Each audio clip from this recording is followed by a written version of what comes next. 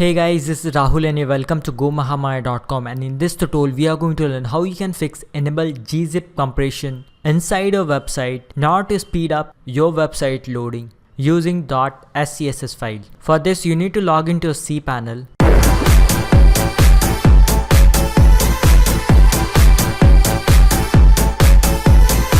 And now once you are inside the cPanel, you have to scroll down and you have to find files. Click on files manager, and now here you'll find various sets of options.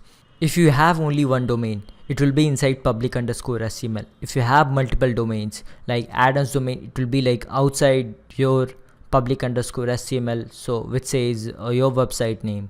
My website is inside public_HTML, so I'll click on that. And once you are inside public_HTML, here you'll find .scss file. If you could not find .scss, you have to click on setting and you have to click on show hidden files. Click on save, and here you can find .scss. If you still could not find .scss, click on files, and here you have to type .scss in the file name.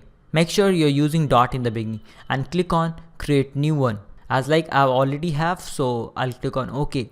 Now you have to select .scss and click edit and click on edit again. And now once you're inside .scss file, you need to scroll down and you need to paste the following code. This code you can find it either in the description box or you can collect it from my website. And once you're done with the pasting, you have to click on save changes.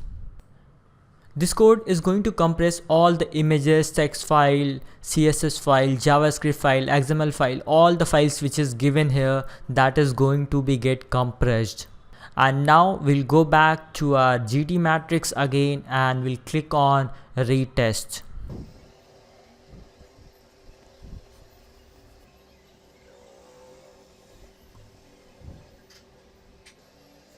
And if you scroll down, you'll find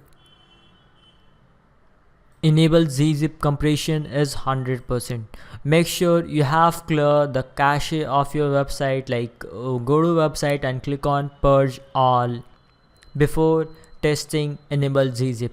And if you have any YouTube videos in your website, for YouTube videos you cannot create gzip compression because you are not hosting YouTube video. You can create a gzip only for the content you are hosting inside your website. I hope you find this video useful. If you have any question or query, let me know in the comment section. If you haven't clicked subscribe, click on subscribe for the more further updates, and you can check out this particular playlist if you want to optimize your website to the next level. Thank you.